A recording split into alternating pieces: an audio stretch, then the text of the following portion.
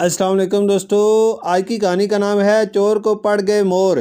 گاؤں کے کنارے پر ایک پرانا سا حویلی نما گھر تھا جسے لوگ چودھریوں کا ڈیرا کہتے تھے۔ چودھری صاحب کو پرندوں کا بہت شوق تھا۔ مرغیاں، کبوتر، بطخیں تو عام بات تھی، مگر ان کا اصل فخر و غرور وہ مور تھے جو ڈیرے کے صحن میں ناچتے پھرتے۔ پورے علاقے میں مشہور تھا کہ چودھری صاحب کے مور اتنے حسین اور مغرور ہیں کہ بندہ ایک نظر دیکھے تو گھنٹوں یاد کرتا رہے۔ اب ایسے حسین مور ہوں تو گاؤں کے چور کیوں نہ للچائیں۔ گاؤں کا بدنام زمانہ چور جس کا نام کالا تھا کئی دن سے مور چرانے کے منصوبے بناتا پھر رہا تھا۔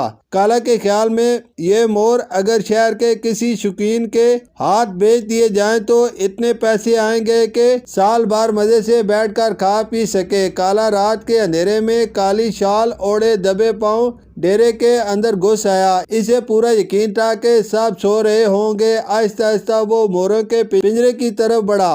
پنجرہ کیا تھا، بس کھلا سا کمرہ تھا جس میں مور آزاد گھومتے۔ کالا نے دل میں کہا، آج تو قسمت میری ہے، ایک دو بلکہ تین مور اٹھا کر چلتا ہوں۔ لیکن قسمت شاید پہلے ہی موروں کو خبردار کر چکی تھی۔ کالا جوں ہی اندر گیا، ایک مور نے اپنی بڑی خوفناک سی آواز نکالی، کیوں کوں کوں۔ کالا سٹپٹا گیا، اوئے یہ تو مرغی کی طرح بول رہا ہے یا کوئی جن نکلا ہے۔ ابھی وہ کچھ سمجھے بھی نہ تھا کہ باقی مور بھی زور زور سے بولنے لگے۔ موروں کی آواز رات کے سناٹے میں یوں گونجی جیسے کسی نے ڈھول پیٹنا شروع کر دیا ہو۔ گاؤں کے کتے بھی بھونکنے لگے۔ کالا کے پسینے چھوٹ گئے۔ کالا نے جلدی سے ایک مور پکڑنے کی کوشش کی مگر مور تو نکل بھاگا اور اس نے اپنی لمبی دم سیدھی کالا کے منہ پر دے ماری۔ پھڑاک! کالا لڑکھڑا کر نیچے گرا۔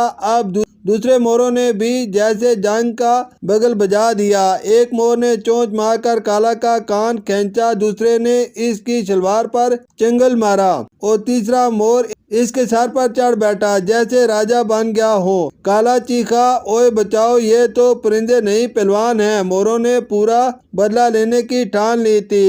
کبھی ایک چونچ مارتا، کبھی دوسرا پروں سے مار کر دھول اڑاتا۔ کالا جدھر بھاگتا موروں کا جھنڈ ادھر لپکتا۔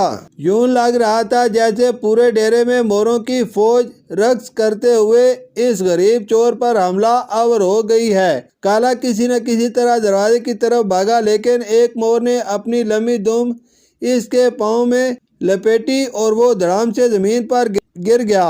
موروں نے اسے ایسے گھیر لیا جیسے پولیس مجرم کو گھیر لیتی ہے۔ اسی دوران شور سن کر چودھری صاحب اور گاؤں والے بھی آ گئے۔ صاحب نے دیکھا کہ کالا زمین پر بچھڑا کھا رہا ہے اور مور اس پر فاتحانہ انداز میں ناچ رہے ہیں۔ گاؤں والے ہنسی سے لوٹ پوٹ ہو گئے۔ چودھری صاحب نے کہہ کر لگایا، اوئے کالا، ہم تو سمجھے تھے کہ تو بڑا دلاور چور ہے، یہ کیا حالت بنا لی موروں نے۔